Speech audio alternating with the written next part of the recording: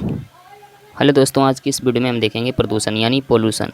प्रदूषण को इंग्लिश में पोल्यूशन बोलते हैं। और आज की इस वीडियो में हम देखेंगे कि प्रदूषण किसे कहते हैं, प्रदूषण का प्रभाव क्या होता है हमारे ऊपर और पर्यावरण पर क्या प्रभाव पड़ता है प्रदूषण का, प्रदूषण के कारण मतलब प्रदूषण किन कारणों से होता है, ठीक है। और प्रदूषण के उपाय मतलब प्रदूषण को हम किस प्रकार रोक सकते हैं, ठीक है। और प्रदूषण कितने प्रकार के होते हैं, ये सब हम इस वीडियो में देखेंगे। तो वीडियो को आप एंड तक देखना। अगर आपको वीडियो पसंद आती है तो वीडियो को लाइक करके चैनल को सब्सक्राइब कर सकते हैं। तो चलो शुरू करते हैं। तो देखो, पहले हम समझते हैं कि प्रदूषण किसे कहते हैं। प्रदूषण की परिभाषा आप इस तरह से लिख सकते हो कि पर्यावरण में दूषक पदार्थों के प्रवेश से प्राकृतिक संतुलन में पैदा होने वाले दोष को प्रदूषण कहते हैं, ठीक है। मतलब पर्यावरण में जो भी चीज़ें उपस्थित हैं उन चीज़ों में अगर कोई ऐसी चीज़ मिल जाती है जिससे वो चीज़ ख़राब हो जाती है, ठीक है, पर्यावरण की वो चीज़ ख़राब हो जाती है या हमारे उपयोग के लिए नहीं रहती है या हमें नुकसान पहुंचाती है, तो उसे ही हम प्रदूषण कहते हैं, ठीक है। मतलब दूषक पदार्थ जब प्रकृति में प्रवेश कर जाते हैं तो उससे जो दोष पैदा होता है उस दोष को हम प्रदूषण कहते हैं। इसको हम समझते हैं। जैसे देखो, पहले मैं यहाँ पे दिया है, प्रकृति द्वारा निर्मित वस्तुओं के अवशेष को जब मानव निर्मित वस्तुओं के अवशेष के साथ मिला दिया जाता है तब दूषक पदार्थों का निर्माण होता है। मतलब इसमें बोला है मैं कि जब जो प्रकृति की वस्तुओं के अवशेष जो होते हैं उनको मानव निर्मित वस्तुओं के अवशेष से जब हम मिला देते हैं तो किसका निर्माण होता है, प्रदूषक का, ठीक है। यानी दूषक पदार्थों का निर्माण होता है, यानी प्रदूषण का निर्माण होता है। ये आप देख सकते हो किस तरह से चिमनी में धुआं निकल रहा है। ये जो धुआं निकल रहा है ये हवा में मिल जाएगा, ठीक है। हवा में मिल के इससे जो हम ऑक्सीजन लेते हैं तो ये हमारे लिए हानिकारक होगा, पूरी हवा दूषित हो जाएगी। तो ये जो धुआं निकल रहा है ये तो मानव निर्मित है, ठीक है। और जो हवा है वो तो प्रकृति की है, ठीक है, प्रकृति हमें प्रदान कर रही है। तो देखो, मानव निर्मित चीज़ें मिलकर प्रकृति को बर्बाद कर रही हैं, ठीक है। तो इस तरह से आप समझ सकते हो। ये आप देखो, यहाँ पे नदी का चित्र देख सकते हो किस तरह से नदी में कूड़ा फेंका जा रहा है, कूड़ा कचरा फेंका जा रहा है, जिससे नदी गंदी हो रही है और इसका पानी बर्बाद हो रहा है। अब ये पानी पीने योग्य नहीं बचा, अगर कोई इसको पीता है तो उसके शरीर को बहुत ज़्यादा नुकसान पहुँचेगा, ठीक है। तो ये सब जितनी भी चीज़ें पड़ी हैं ये सब क्या हैं, ये मानव निर्मित हैं, ठीक है। कुछ ना कुछ मानव ने ही बनाया है और उसका उपयोग करके हम इसको पानी में डाल रहे हैं। तो इससे क्या हो रहा है, नदी का पानी सारा बर्बाद हो रहा है। इसी तरह यहाँ पे आप चित्र देख सकते हो, ये जो बस गाड़ियाँ जो हैं ये मानव निर्मित हैं और ये सब बनाई जाती हैं, इनसे धुआं निकलता है जिससे क्या होता है, प्रदूषण फैलता है, हमारे लिए बीमारियाँ तैयार होती हैं, हमारी प्रकृति में जो अच्छी चीज़ें हैं वो सारी बर्बाद हो जाती हैं, ठीक है। तो प्रदूषण कब होता है, जब मानव निर्मित वस्तुओं के अवशेष को जब हम प्रकृति के वस्तुओं के अवशेष में मिला देते हैं। दिवाली में जो हम पटाखे जलाते हैं वो हम उनका जो धुआं रहता है वो हमें नुकसान पहुंचाता है, ठीक है। तो वो भी हमारा प्रदूषण में शामिल हो जाएगा। और प्रदूषण जो है वो सिर्फ मानव को ही नहीं, जीव जंतुओं, मिट्टी, हवा, पानी, प्रकाश, ठीक है, यहाँ तक कि पेड़ पौधों को भी प्रदूषण बहुत ज़्यादा नुकसान पहुंचाता है, ठीक है। तो प्रदूषण के प्रभाव को हम देखते हैं कि प्रदूषण का हमारे पर्यावरण पर क्या प्रभाव पड़ता है। तो देखो, पहला प्रभाव हमने यहाँ पे लिखा है, प्रदूषित पर्यावरण जीव जंतुओं, पेड़ पौधों, मानव, यहाँ तक कि हवा, पानी, मिट्टी तथा वायुमंडल को भी नुकसान पहुँचाता है, ठीक है। प्रदूषित पर्यावरण सिर्फ हमें ही नहीं, इन सबको नुकसान पहुँचाता है, ठीक है, क्योंकि ये सब हमारी पृथ्वी पर ही उपस्थित हैं। अगला इसमें हमने लिखा है, प्रदूषित वायु के कारण सूर्य के प्रकाश की मात्रा में कमी आती है, ठीक है।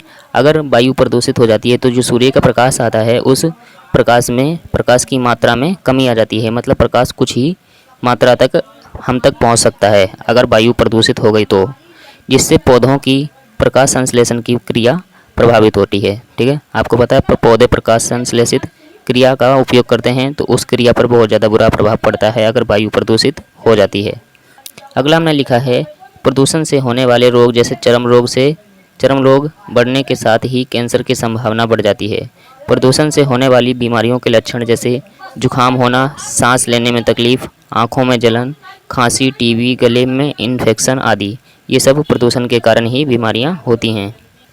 आगे है, रेफ्रिजरेटर एवं एयर कंडीशनर से निकलने वाली गैसों का दुष्प्रभाव सीधे ओजोन परत पर पड़ता है। इससे ओजोन परत धीरे धीरे नष्ट हो रही है। ओजोन परत जो हमारी पृथ्वी की रक्षा करती है वो उसको नुकसान यानी क्षति पहुंच रही है प्रदूषण से। आगे हमने लिखा है प्रदूषण के कारण, मतलब प्रदूषण किन कारणों से होता है। तो देखो इसमें पहला कारण है जनसंख्या में वृद्धि। जनसंख्या में वृद्धि हो रही है जिससे संसाधनों की मांग अधिक बढ़ती है। संसाधनों की मांग बढ़ती है तो उससे संसाधनों की बर्बादी होती है, तो ये प्रदूषण का एक कारण है।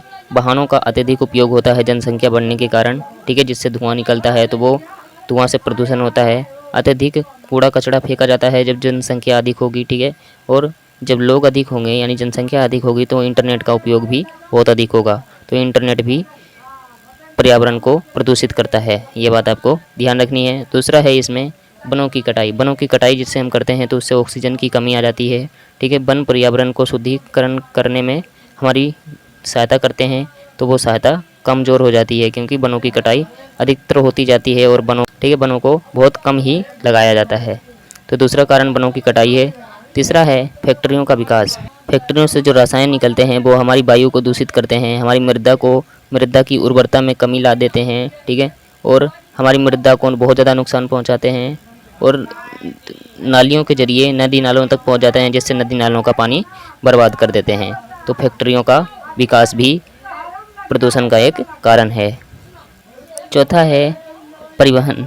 परिवहन से बहुत ज़्यादा प्रदूषण होता है। गाड़ियों से जो धुआं निकलता है वो मानव शरीर को बहुत ज़्यादा नुकसान पहुंचाता है, ठीक है, और वायु में मिश्रित होकर वायु को प्रदूषित भी करता है। ये जो गाड़ियों से धुआं निकलता है ये वायु में मिश्रित होकर वायु को दूषित कर देता है, ठीक है, जिससे कि सिर्फ हम पर ही नहीं मतलब पूरे पर्यावरण पर प्रभाव पड़ता है, ठीक है। तो ये धुआं बहुत ज़्यादा हानिकारक है हमारे लिए जो कि परिवहन से निकलता है, तो परिवहन भी हमारे प्रदूषण का एक कारण है।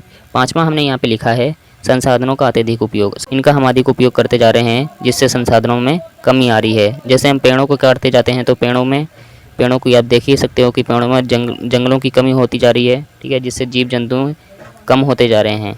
अगला है निर्धनता। जब लोग गरीब रहते हैं, जो लोग गरीब होते हैं उनके पास जो जंगल होते हैं वो जंगल क्या करते हैं, फैक्ट्री के मालिक या बड़े अधिकारियों को बेच देते हैं और वो बड़े अधिकारी उन जंगलों को काट पीट के क्या करते हैं, अपनी फैक्ट्री खड़ी कर देते हैं या कोई ऐसी चीज़ खड़ी कर देते हैं जो उनके लिए फ़ायदेमंद हो, ठीक है। किसी उद्योग का निर्माण कर देंगे तो उस उद्योग से क्या होगा, प्रदूषण फैलेगा। वो जो धुआं निकलेगा उस उद्योग से काम होगा, ठीक है। उससे जो रसायन निकलेगा वो नालियों के जरिए नदी में मिल जाएगा, ठीक है। उससे वायु दूषित होगी, मिट्टी की उर्वरता में कमी आएगी, तो निर्धनता भी एक इसका कारण है प्रदूषण का। सातवां हमने लिखा है जागरूकता का अभाव। जागरूकता का बहुत ज़्यादा अभाव है। जागरूकता का अभाव खत्म होगा तो क्या होगा, प्रदूषण में कमी आ जाएगी, ठीक है। हम सबको अपना अपना कर्तव्य पूरा करना चाहिए और पेड़ों को लगाना चाहिए, और जो भी गलत काम हो रहे हैं मतलब जिससे भी प्रदूषण हो रहा है उनको कम से कम उपयोग करना चाहिए उनका, ठीक है। आगे हमारा प्रदूषण के उपाय, मतलब प्रदूषण को हम किस प्रकार कम कर सकते हैं यानी रोक सकते हैं। तो देखो इसमें पहला है जनसंख्या पर नियंत्रण। अगर हम जनसंख्या पर नियंत्रण कर लेंगे तो क्या होगा, लोग जब कम होंगे तो संसाधनों का उपयोग कम होगा और पेड़ों की कटाई कम होगी, कूड़ा कचरा कम फैलेगा, पानी की बर्बादी कम होगी, ठीक है, ऑक्सीजन की अधिक मात्रा होगी। तो ये सब फायदे ही फायदे हैं जनसंख्या नियंत्रण करने से। तो जनसंख्या को हमें नियंत्रण करना चाहिए, मतलब जनसंख्या को कम से कम सीमित करना चाहिए। जनसंख्या को एक परिवार में कम से कम मतलब एक घर में कम से कम 2 ही बच्चे होना चाहिए। दूसरा है वाहनों का सीमित उपयोग। वाहनों का हमें कम से कम उपयोग करना चाहिए और अधिकतर ऐसे वाहनों का उपयोग करना चाहिए जिससे धुआं ना निकले और पर्यावरण को कोई क्षति ना पहुँचे, ठीक है। तो वाहनों का हमें कम से कम उपयोग करना चाहिए। तीसरा है संसाधनों का सीमित उपयोग। संसाधनों का कम से कम उपयोग करना चाहिए, इस तरह से उपयोग ना करना चाहिए संसाधनों का जिससे हमें क्षति पहुँचे और हमारे पर्यावरण को किसी भी प्रकार की क्षति पहुँचे।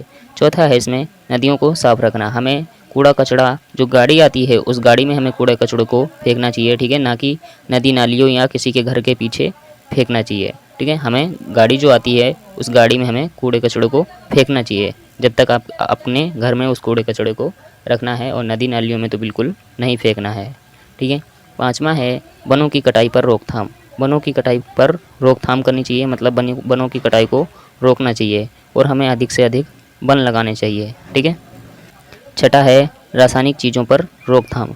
रासायनिक चीज़ों का जब हम उपयोग करते हैं तो उनका उपयोग करके जो उन्हें हम फेंक देते हैं, नदी नालियों में जाते हैं या रोड पे फेंक देते हैं, उससे क्या होता है, कोई जानवर खा लेता है तो मर जाता है, या पानी में पड़ जाती है तो पानी बर्बाद हो जाता है, उसकी जो महक होती है, बदबू होती है, वो वायु में मिलकर वायु को प्रदूषित कर देती है। तो रासायनिक चीज़ें जो होती हैं उनको हमें उनका उपयोग बंद कर देना चाहिए या कम कर देना चाहिए, ठीक है। बंद तो नहीं हो पाएगा आजकल, कम ही कर देना चाहिए।